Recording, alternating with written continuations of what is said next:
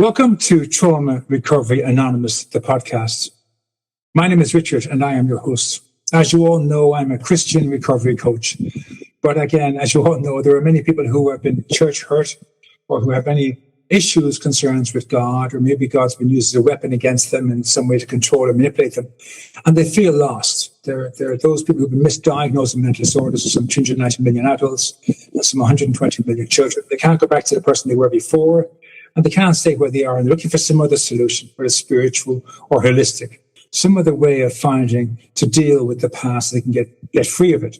So on my journey on my podcast, I've been looking to find other Christians, but also people who aren't Christian, people who have other ways of dealing with life, more holistic practice, different spiritual practices that might help my audience to find a new way out of the doldrums of despair and depression that they feel. I do believe that depression and despair lives in the past and fear and anxiety lives in the unknown future. So if we can learn, whatever practice we use, to live in the present and live for these 24 hours only, then even break it down to this 1 hour. So for me right now, my hour is 3 o'clock to 4 o'clock with Cameron to get to have the best hour I have with Cameron now from 3:30 to 4:30. That's all I'm looking at, nothing else. And that's the idea behind it. We can learn to live 1 hour at a time. And Cameron today, as my guest, is going to share with you his experience, his strength and hope, his knowledge, his wisdom, his skills to help you find a way of living one day at a time. Cameron, you're very welcome. No, thank you for having me. Yeah, it's a real pleasure. I'm looking forward to the conversation. Well, let's get started. Jump in there and tell us all about yourself, how you got on this path, what you offer, what you suggest. Just take it away. And I'll jump in occasionally, but the floor is yours, okay? Yeah, great. Thank you. Yeah. And, I really, welcome the opportunity to have that conversation with you as well. So if something I'm saying is resonating with you, please, by all means, jump in. We can have a discussion or a debate about it. Thanks for having me. So I'm a qualified psychotherapist and also a psychic medium as well. So, I help a lot of people in a similar way that you are with this podcast. Really, it's about trying to help people really come back to who they are, really wake up to who they are, their true authentic self, and find real kind of healing in the process of doing that. And there's a part of that work which is quite grounded and boots on the ground grounded in humanity and relationships and people dynamics, and there is a part of that which inevitably is quite spiritual as well, which leads into the bigger question of who am I, in terms of am I here for a reason? Is this all for a purpose, or is this all just a load of nonsense? And I kind of work with people to help try and wake them up, really. Usually people come to see me because they're already in that process of waking up and they're just trying to maybe accelerate that a bit more. How did I get onto this journey? Through my own struggles, really, my own awakening, like a lot of other people. It's been a tough road. It's been a very bumpy track, I'd say.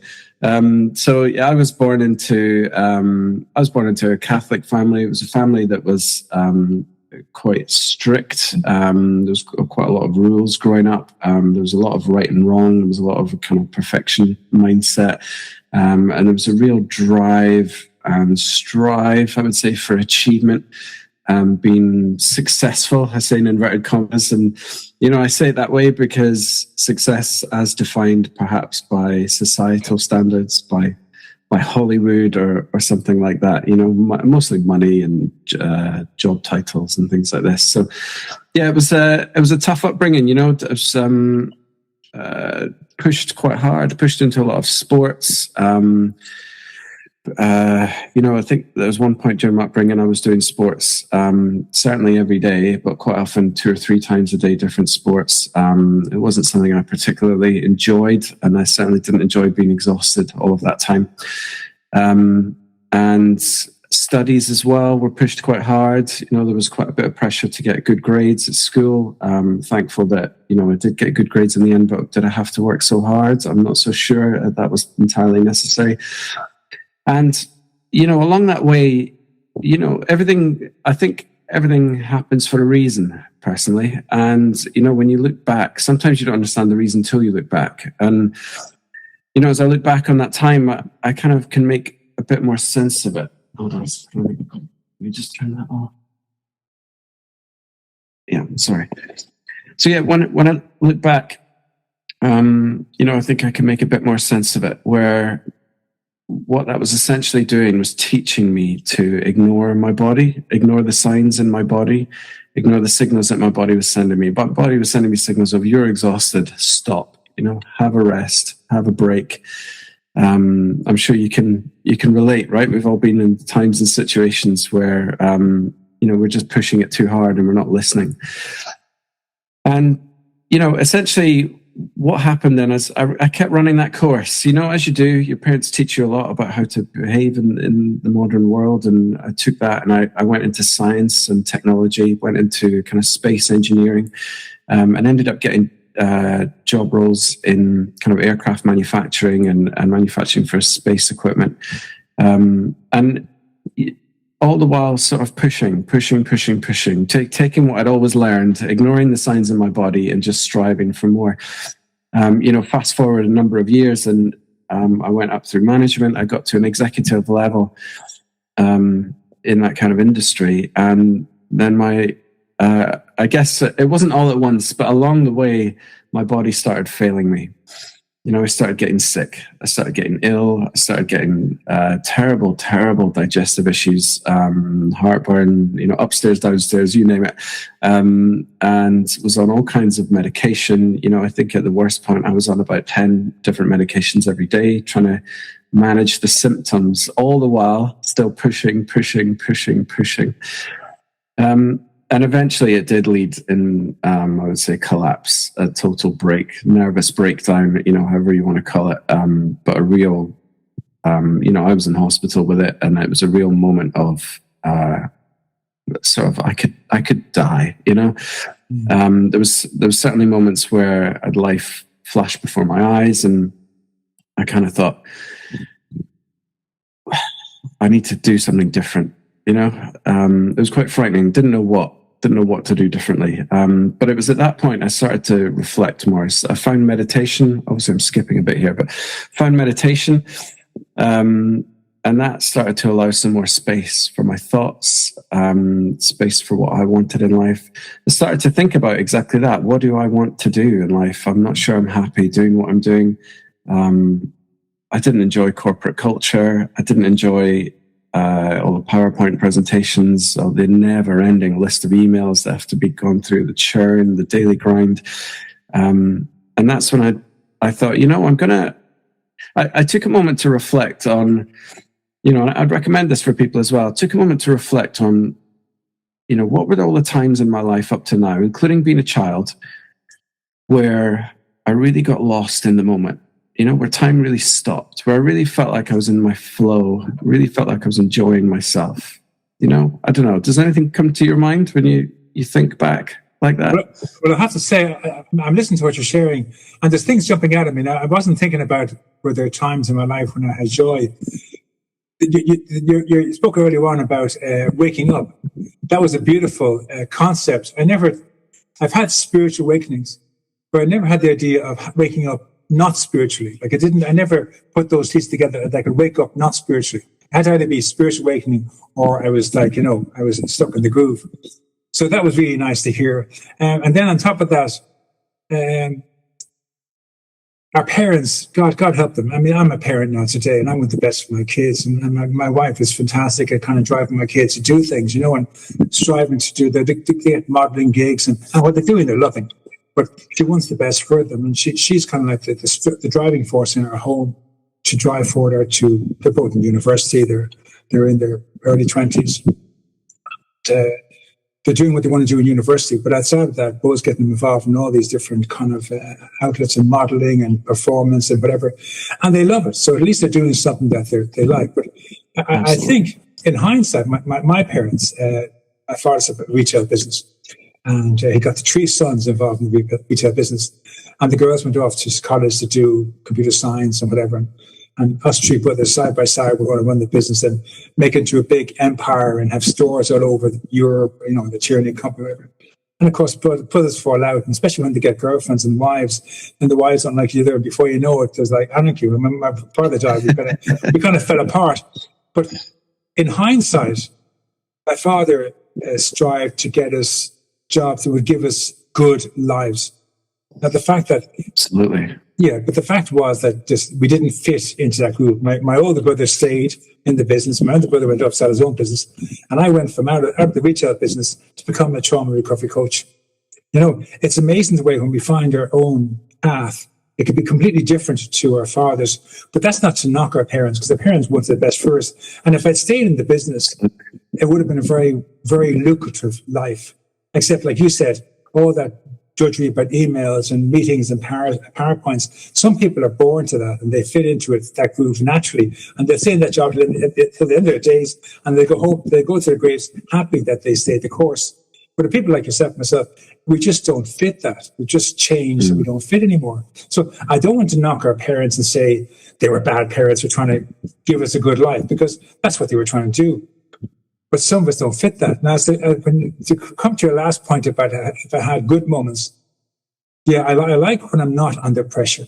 At one stage in our business, we didn't have targets. You just go in and you look at the customers and you do your work. And then we got this CEO into our company who's going to help propel it forward. And he started giving us monthly sales targets. You had to hit this target and then increase it. And the joy of the whole job went out the window. And suddenly someone was over your shoulder watching every move and making sure you followed their T's and crossed the T's and dotted the I's. And I hated the job. I went from loving the job to hating being in it every moment. So there was, when I have freedom to express myself, that's when I feel that joy you're talking about. But when I allow other people to manipulate me or to, again, my parents wanted the best for me, and I think in one way they wanted to express life through me. They want to express themselves through their son or whatever. And I have to learn not to let other people manipulate what I do for their benefit. It has to be for myself. So that's probably the best way I can answer your question is if I'm doing it for myself and I allow myself to fail. If I'm going to fail, it's okay to fail. Like I'm just doing my best. Then that's important. Yeah, that's the way I can enjoy it. I can actually enjoy it. And if I fail, I'm not beating myself up. I'm not blaming myself. I'm not knocking myself down. I'm human. It's okay to fail. I learn from my mistakes. Maybe next time I won't fail. Yeah, absolutely. Yeah. And you need to fail, right? It's the only way you get. It's the only way you stop failing is because you failed all the times before. Yeah, very good. Well, that's a very good point. I'm glad you said that. For the audience, it's okay to fail. We're meant to fail. And when we stop failing, we're experts. But until that moment, we're going to keep failing, and it's okay. Every time you change paths, you go from being single to being married, God forgive you, you're going to have so many failures as a husband or as a wife because you're not used to being in a relationship. You start a new job, it's totally alien to you. You start, whatever you do, you're going to have failures. Don't beat yourself up over them. Go on, Cam, I want to just mention that there. Yeah, absolutely. I think it's important. And yeah, I'll just echo your point and reiterate that, our parents, certainly my parents, they absolutely did want the best for me. And they grew up in a different generation from the world, a different world from the world we're in right now. They were fresh out of World War II. And, in that world where everything was crumbling and broken, that, the narrative was almost like, let's build again, let's rebuild. And that was sort of the drive then for that whole generation was let's go from nothing to having something, and a lot of that focused around money. My parents, they didn't even have a bathroom in their house. So when you grow up in that environment, you set your focus on, let's get a bathroom. And that then becomes the most important part for your life. So no, I really appreciate and respect, Cameron, I got to tell you, both my parents didn't have a toilet in their house. It was at the bottom of the garden. In both cases, my father's from Tipperary, my mother was from Mount Marion, and the toilet was in the back garden. You want to go to the toilet, you had to go down the back, through the orchard to the back. So this is the shed in the back garden. Yeah. So I haven't thought of that in 50 odd years. Very fun. Yeah. Yeah, they grew up in a time when there was no running hot water. They may not have been running cold water, and they couldn't easily have a bath or a shower or something. All these things that we take for granted. Well, they built that. That generation built that for us to enjoy. So sure, they may have some limitations in the modern world because they didn't grow up in the world that we live in today, but they certainly tried to do the best they could with what they knew based on their experience. But however, I was about to say, was it quite what I needed? I don't know. But when I look back at it spiritually, I think it maybe was what I needed. It just felt very challenging at the time. Because, speaking, you talked about your listeners maybe having kind of mental health challenges and this sort of view on the world. And I would say, all of that's coming more and more out of the woodwork these days. And, more people are identifying with, specific mental health conditions and sensitivities, I might add, and I would say I definitely fall into that bracket. I'm sprinkled on every spectrum, I think, to some extent. I would not an extreme extent on any particular one, but I can definitely resonate with a lot of it. And, what I've discovered is, when I started to sit back and look at the things I enjoyed in my life, the real moments where time stopped for me, they were moments of kind of private and intimate conversations with people. And so, one thing led to another, and I started to volunteer for a suicide organization, a telephone, anonymous telephone call organization designed to help prevent suicide, called Samaritans in the UK. And I started to do that for a few years, and I'd always had an interest in psychology, and that's what I would have studied at university, but my father wouldn't have allowed it. His view of psychology was it was too soft, it was too airy-fairy, it wasn't, inverted commas, it wasn't a real job, which is why I was kind of led into the more technical, logical engineering, stuff you can touch with your hands kind of route. But I was always fascinated with psychology, and this really woke it up for me. And so, I always recommend to people that if they are exploring possibilities in their life and areas of flow state that they want to get into where time stops, and areas that might improve the quality of their life, start with charity, potentially. It's low investment, it's low risk, and it's somewhere where you can dip your toe in the water and see if it really grows for you. I worked in that suicide hotline, and what I didn't realize at the time that I know now was some of my psychic and mediumship intuition was developing as I was getting into these really touching conversations with people. I kind of just had the words at the critical moments, and there were some critical moments on those phone lines as well. And I loved it.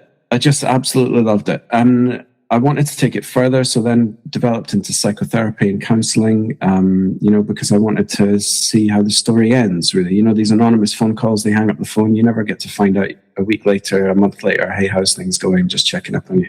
You don't get any of that. So, I got into psychotherapy and counselling, and, I've been doing that now for about 7 years or so. And again, as I was developing that, what I didn't realise at the time is my psychic and mediumship intuition was building all of that well. And, cutting a long story as quick as I can. Ended up training in that over the last few years, and now take your time, Cameron. Take your time. If we have to have multiple conversations, I'll have multiple conversations with you.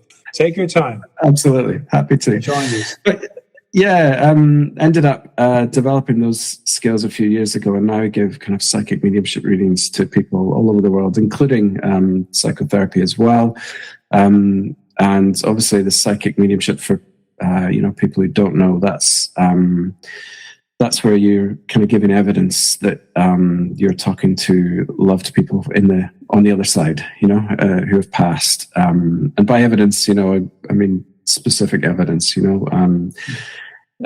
experiences from their life, clothes they used to wear, personality types, behavior traits, difficult conversations that were had. I say it's fantastic for people grieving to be able to touch into that. I'm a Christian, but I think we were given this earth to use to the best of our abilities. Maybe Jesus didn't do medium and he didn't do holistic practices, but that doesn't mean that we can't use them. We're in different times. What we have to take compared to what your father had and my father had in his, you can't compare the worlds. They say we have running water, they didn't have running water. We can't say, well, we can't have running water now because they didn't have running water, so we can't use running water. That would be insane.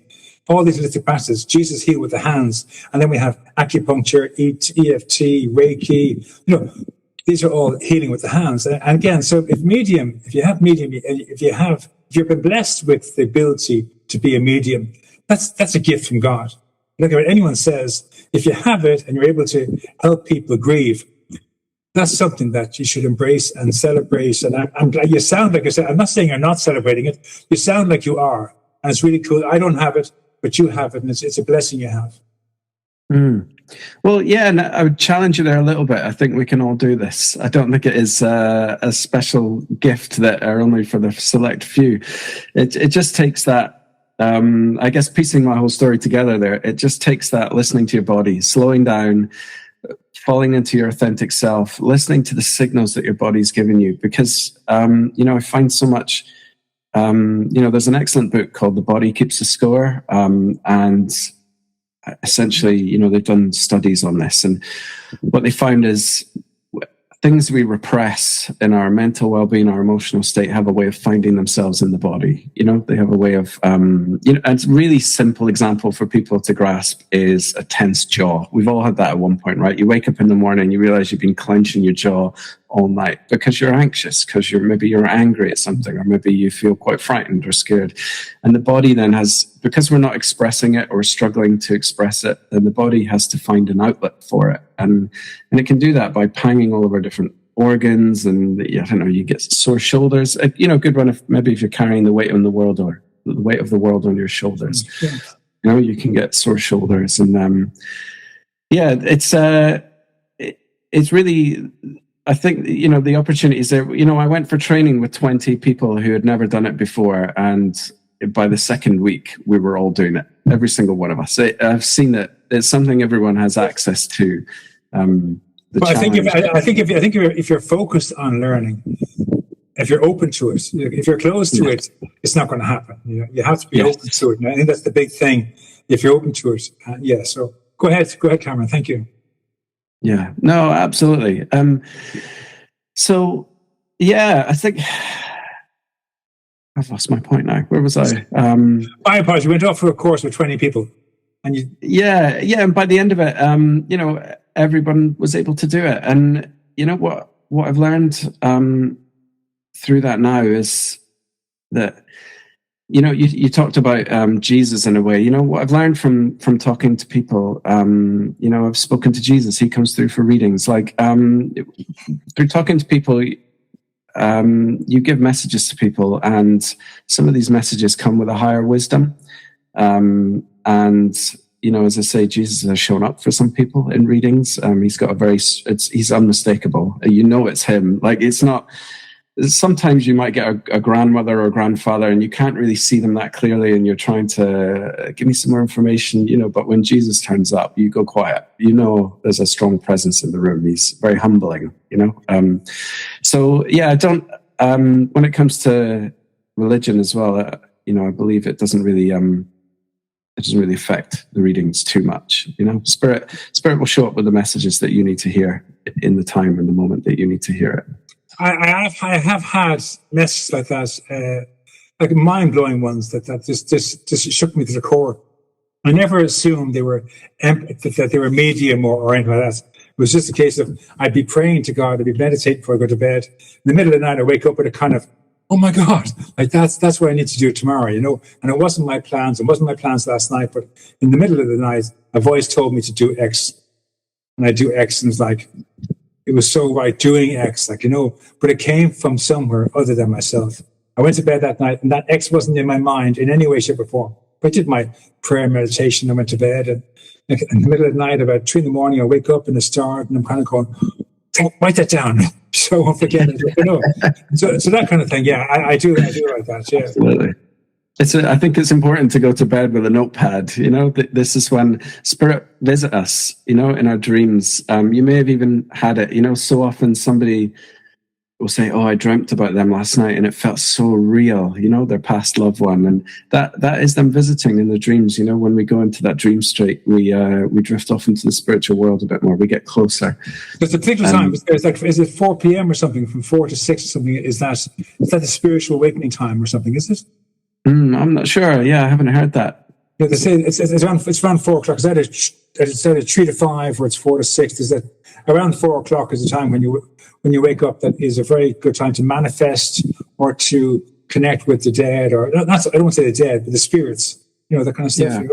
or pray, they say at that time. Yeah. Yeah, it's interesting. And,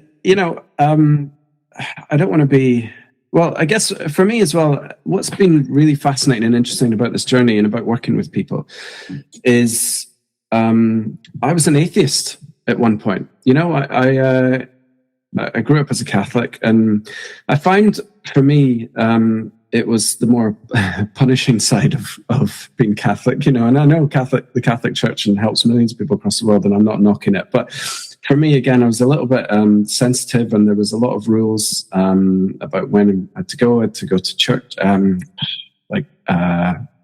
school as well, like Catholic school, like extra classes in the evening. I mean, not the day-to-day school.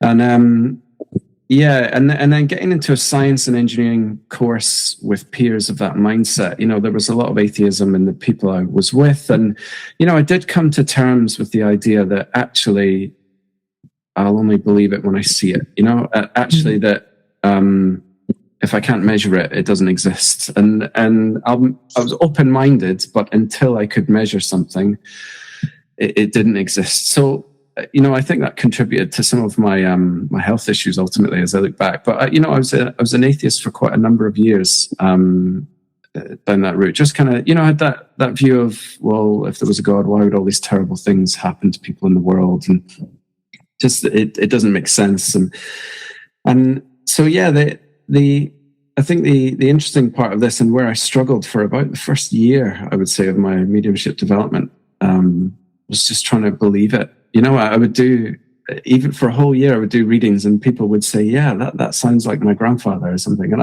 I'd sit there going, oh my God, really? I can believe it because I've done this a few times now, but also I still can't wrap my head around it. And what really changed that process for me and what really helped me in transitioning was this idea of data.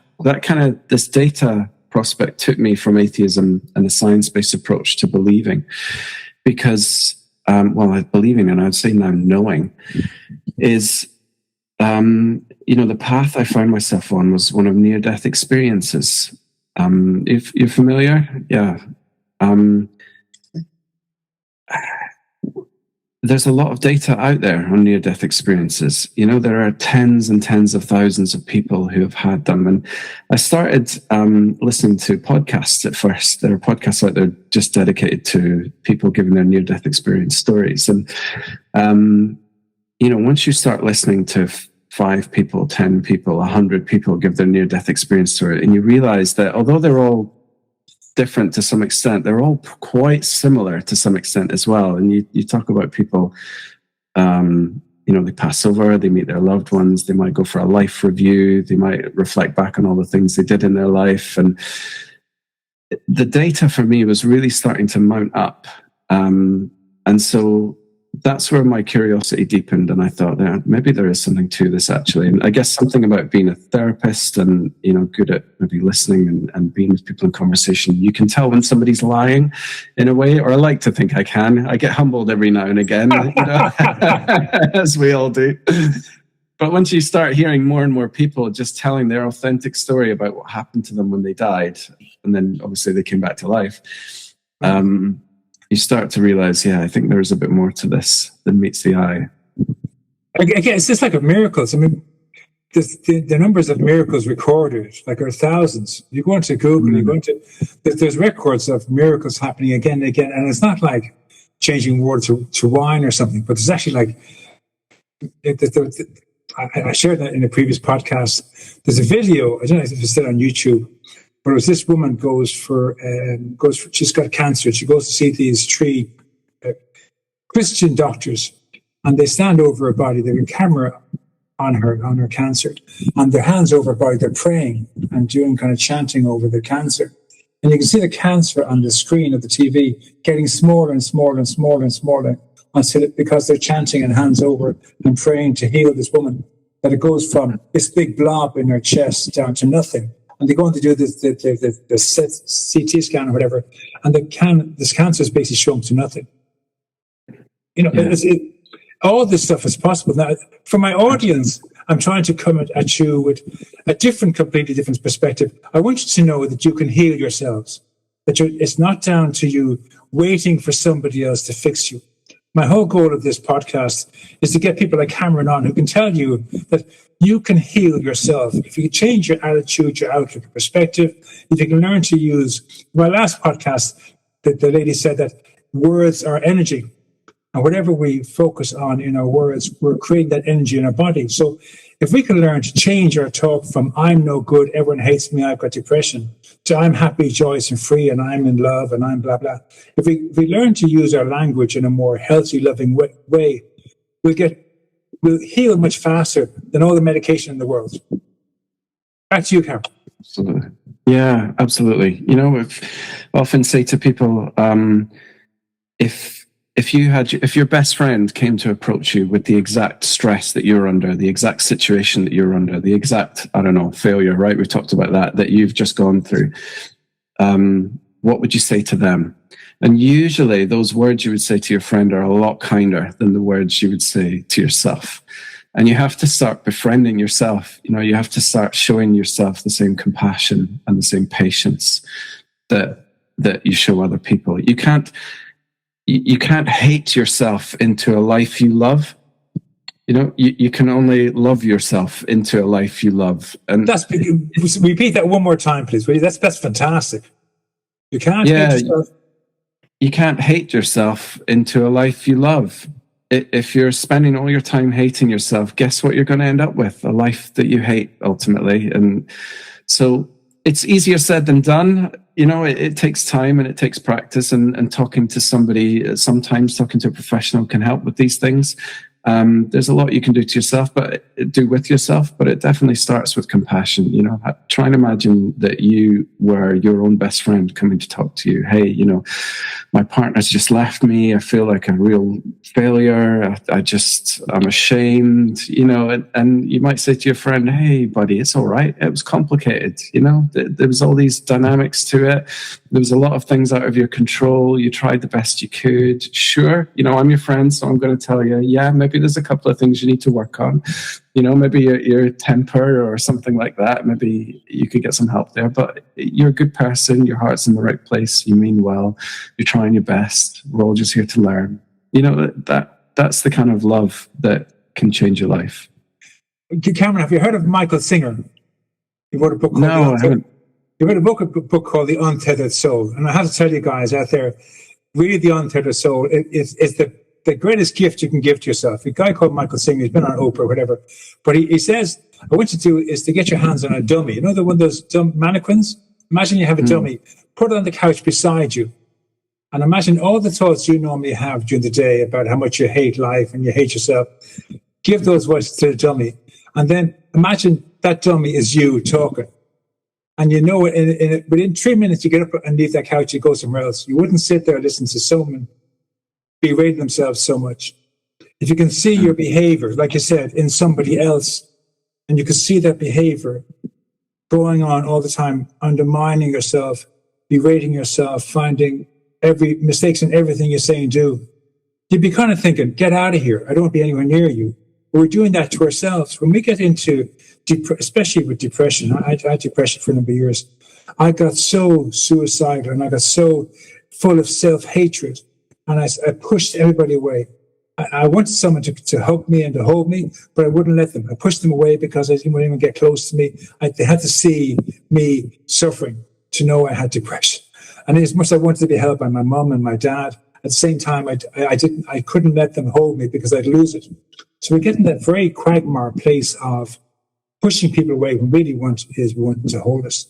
And the trick is to stop pushing and say, okay, listen, I don't want you to fix or save me. But in this moment, I could do with a hug. And then maybe when you get depressed, what do you do? Then whatever they do, copy what they do. And in time, you'll build up an arsenal of healthy coping skills. But we have to take a chance and ask somebody. Whether it's Cameron, go to Cameron's website and ask Cameron to sit down and give you some advice or some suggestions or some tips and ideas. Don't be afraid to ask. Cameron can say no. Cameron can say, I charge for my services. But at least you've asked. You may say, I have a free tools here. I have this, that, and the other. Or I can give you a 15-minute preliminary chat before we decide anything. Don't be afraid to ask myself, Cameron, whoever you see that has a message for you, that offers you hope. don't be afraid to ask. They can only say no, but they might say yes. Absolutely. Yeah. Thank you.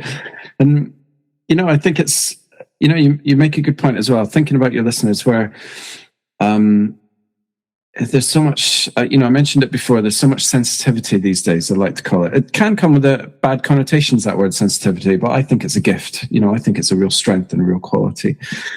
And, I think there's a spiritual aspect to that. I think there's people who have maybe a bit of autism, or certainly people with ADHD and other kind of what the Western medicine might say, or maybe disorders, mental health disorders or something. I would say are people who are closer to spirit, closer to spirituality. And because of that, they have a stronger sense of who they are. And what I mean is their authentic selves, who they really are. And because they have a stronger sense of their authentic selves and who they really are and how they want to live their life, they feel the pressure harder when they're living a life that's not theirs. They feel that grind that's deeper. It cuts deeper for these people when they're living someone else's dream, or just doing all these corporate emails that have no meaning and value in it, because they know ultimately deep down, they might not know in the front of their mind, but somewhere in their body, they know I'm meant for more, or I've got more to offer this life. I've got more to give. I've got things I need to say. I've got people I need to connect with, and I've got a gift somewhere. I'll describe it in sessions with people where what they're feeling there, that tension, that stretch, that pull, is potential. And it is quite hard to name it as a feeling, because you're kind of naming the absence of something. You're kind of naming a void that you feel. But, I think a lot of people with these conditions, they have that restlessness about them. They have that itch that needs scratched, and that it's their potential that they feel. They feel, I'm living a certain way. I might be getting all the bills paid and things like this. I might be living some definition of success by somebody's standards, but I feel something's off. Something's wrong. There's a gap, and I can't quite put my finger on what it is. And that is where they feel like they've got more potential to offer the world. And that's a lot of the work I do with people, is trying to help them realize that. Because I'm a big believer that if we had, how can I put this? If I believe our natural state is our authentic selves. That's the state where we rest, where we relax. We don't have to try hard. We don't have to pretend to be anybody. And I believe that's our natural default. And what happens is, along the way, along life journeys, growing up in the environments we grew up in, with the challenges we have, we get blocks. We put on armor, we put on shields, and we have to perform a certain way. Think of a corporate environment. I keep going back to corporate, don't I? But it's a good, just an easy example, where there's a language you have to speak. You're allowed to say certain things. You're not allowed to say other things. You can't be your truly authentic self in a lot of places in life. And so what I try and do when working with people is we discover all the blocks, really. It's less about finding our true authentic selves and more about removing the blocks that are stopping us from being our authentic selves. Because I believe our journey here, in many ways, is to find our way back home. And by back home, I mean back to ourselves, back to who we really are, to wake up to who we really are and live a life that we feel, ourselves, we feel at home in. I imagine I'm making a leap here, so correct me if I'm wrong, but I imagine you can resonate with some of this, given where you live isn't the traditional route for somebody coming from Ireland. And so I imagine I can see completely. It really is a really good. With the second podcast I've had on this week, who spoke about the authentic self, and the goal is to achieve a sense of your authentic self. I mean, for a Christian, that's coming to connect with God and be one with God, and it's the same thing, being your authentic self. I saw some series, I don't know if it was a movie or a documentary, but someone's working as a bookkeeper all their lives and doing a great job, but it's like a slog. It's like they're they're in this penance of they're doing a great job, but deep down they're a dancer or they're a painter, and they never allow themselves, because the parents said there's no money in painting or dancing. And finally someone says, okay, I want to take a 6 months leave of absence and go off painting or go off to whatever it was. And the life in that person by doing that was the most profound. You see this person and they're dressed in real colourful clothes and they're scraping by on cheese and crackers and water, but they're painting or they're dancing and and they're renewed life. They found their authentic self and they're having that wonderful dream. And I think many young people are being conditioned because the world is so hard. The parents want the kids to get a job. They really can't give them a lot of money, but they want to get a job, that they're going to get a job in a house and whatever. And the push is to get your kids to get into a job, a paying job. But the kids nowadays, I think, they're much more free spirit. They're much more like they want to paint and dance and sing and whatever they want to do, and TikTok, whatever. But they want to do something that has more freedom. And they're being kind of pushed into a role that was suitable 20 years ago, or 30 years ago, or 40 years ago, that may not be suitable today. And so they're feeling very trapped, like I said. And if they can learn to unblock whatever those blocks are and to find their authentic self, that can be half the problem. It isn't like the fact that they have ADHD or they're OCD or whatever. It's the fact that they're living a lie. That's why they feel so blocked and so kind of not real. And it can manifest as a mental disorder or emotional disorder. But the truth is, they're living a lie. They're not their authentic self. I think that approach you have is really beautiful. I'm now living in Thailand. I'm 7,000 miles away from where I grew up. I compare myself to back then. I am so different. There's nothing of me left that basically was the same person I was over there. Again, I'm a trauma therapist. I've worked with addiction and so on. Did a lot of charity work. I'm a born-again Christian. I'm not a member of any denomination. I'm not a member of any church. But I have a Bible and I read it morning, noon, and night. And I'm in the car, my wife's saying to me, who you arguing with? Or are you praying? I say, I'm praying. And any waking moment to get out of my head, because I suffered depression for about 5 years of my life, my 20s. And my go-to safe place is depression.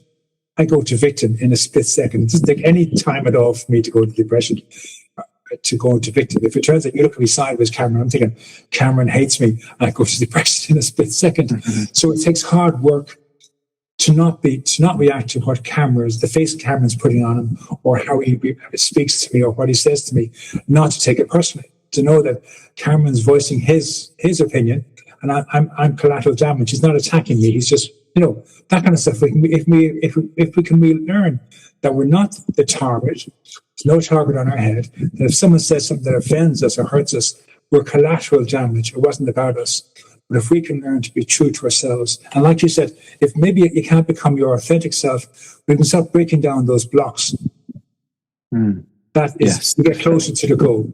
And I love your message, Cameron. Yeah.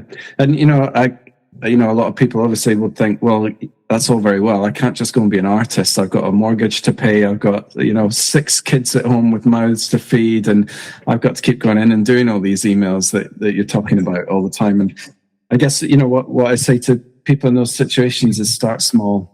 Start small. You're right. You can't just walk away from all your responsibilities, especially if there's other people dependent on it, but start small. You have to start.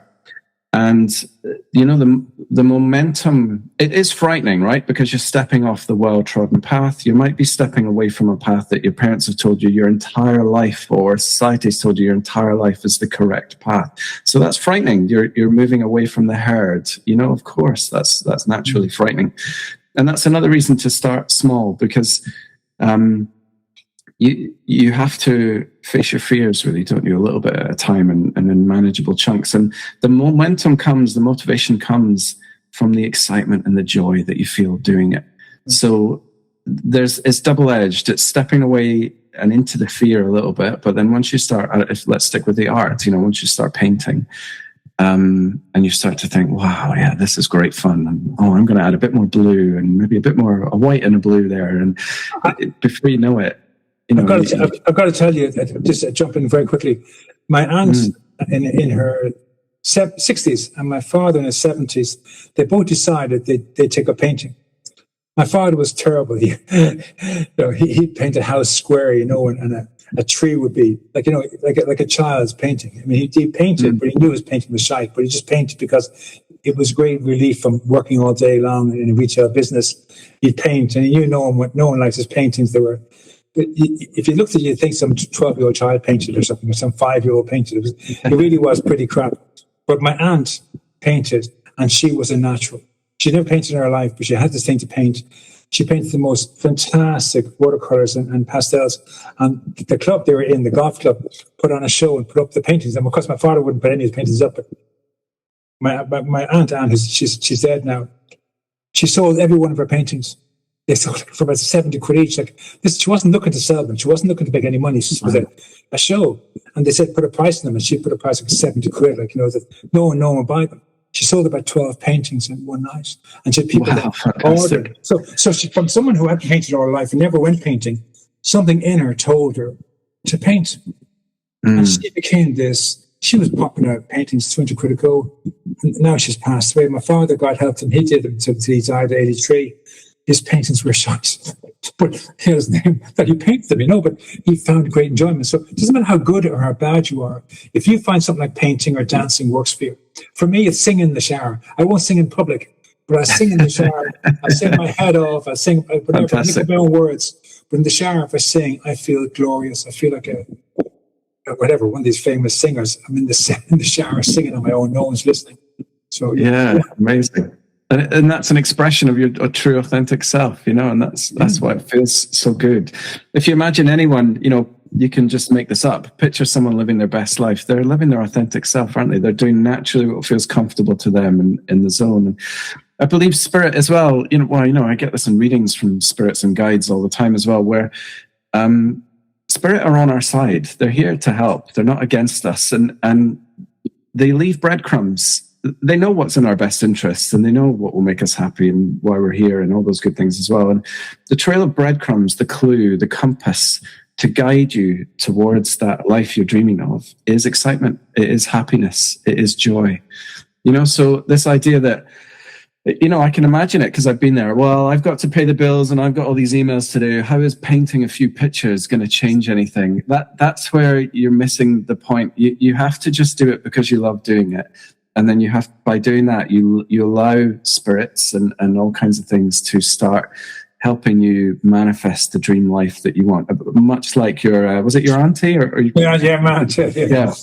Much like her, where she just did it because she loved it. Suddenly she's selling paintings, and there's another clue in it. I like music, for example, creating music, and art, not so much. And why is that? Why do we all like different things? That's the clue that spirit are feeding me what's right for me, and they're feeding someone else what's right for them. And so there's a belief that my joy and my happiness can't support me financially. It can't set me up in a lifestyle. And sure, it may not happen overnight. We still live in a world, we've got rules and, there's certain conditions of living here that we have to live by. But it can't start until you start. You can't start living the life where you're happy all the time until you start doing the things that make you happy all the time. And it's got to snowball from there. Brilliant, Cam. We're running out of time. I want to just say to the audience, go down to your local community centre, sign up for any class at all. It might be knitting, it might be sewing, it might be water aerobics, it might be painting, it might be pastel, oils, watercolours. Just sign up for 3 or 4 different courses, and maybe you'll find your niche. You'll find your, what would you call this? What's the phrase? You find your whatever feeds your soul, your joy. You'll find your joy. Try everything. Gardening, again, the volunteering. I'm not just in the suicide line if you're not in a good healthy space, but the dog compound. Going to the pet compound, going to the orphanage to play with children, the old folks' home. There's so many things you can volunteer for that may just find that you're a natural carer. There you are, stuck in your room, thinking you're no good to anybody. You go into the old folks' home, and suddenly you're a natural carer. And maybe you go to an orphanage to find out your great kids and you become a nurse or a pediatrician or something. There's ways you'll find your joy by taking chances. And the fact that you're actually volunteering, they won't say no, and your best will be good enough. It may be crap, but it'll be good enough because you're volunteering when no one else is. So don't be afraid to take a chance. That's what I want to say here. Listen to Cameron. Take a chance. what have you got to lose? You can stay at home, you can get out of the house and then go back home after if it didn't work out, but take a chance because people really want people to help, and you'll be surprised when you arrive at the doorstep. They'll welcome you with open arms. The fact you're volunteering to help, you'll be amazed. You're thinking you're not worth anything or people don't like you and they've no time for you. You volunteer at anywhere you go to. They will welcome you with open arms. So, Cameron, we're coming towards the end of the podcast. Can you share with the audience 3 things you suggest that maybe one about the spirit medium that they can try on their own, maybe when they go to bed, breathe, and then focus on nothing or whatever? Just 3 things you can share about meditation, about peak calm. And yeah, definitely. In terms of becoming more in touch with your own mediumship skills. Fabulous. That'd be lovely, yeah. Yeah. A good one, a really simple one that a lot of spiritualist people will do, and it's easy to mock to start with, but I still say give it a go. Be open-minded. What's the worst that can happen, right? Is to ask your guides, your spirits, your loved ones to help you see repeating numbers. And what I mean is 1111 on the clock, or 222 on the clock, or you're behind a number plate on a car, a registration plate that says 444 or something on it. Or my wife does this. We're seeing 444 every single day. We're seeing 444. It's hilarious. I swear to God, we're in the car today and Bo goes, look, and right in front of us there's one of these Chinese cars and the number is 1444. It's just so funny. We see every single day she keeps asking for 444. It's a lucky number in Thailand here. And we're seeing 444. Yeah. So go for that. Just try that. It's wonderful. Go ahead. Yeah, it's fantastic. It's a really easy way to get on the ladder of this, if that's the right way to term it. I'm not too sure I like that idea of a ladder, but yeah, it's a simple way and it's fun and it's just funny and playful. And, it's just spirit giving you a little wave to say hello. It can mean other things at times, but, and as you say, another way can be dreams, before going to bed, like maybe ask for clarity on something, ask for a visit from somebody in your dream. Just ask for some messages. And, shall I give a little bit more of an advanced one as well now, if you like, which you can try out, which is, when I was starting out mediumship, I thought I would start to hear something different. For example, if I was going to talk to someone in spirit, I thought I might hear a different voice from what I normally hear in my day-to-day life. But what I've realized and learned is actually you don't hear or see anything new or different from what you've done your whole life. It's when I hear someone talk in spirit, it's my own internal voice is what they use to talk to me. It just takes practice and time to finesse the subtle differences between me talking and them talking. And that just takes practice. There's no other way around that. But you can try this for yourself. So think of a question you might want to ask spirit. It could be a question about something stressful in your life or just something simple. I'd say start simple as well. Don't go in with how do I save the world? I mean, that's difficult, right?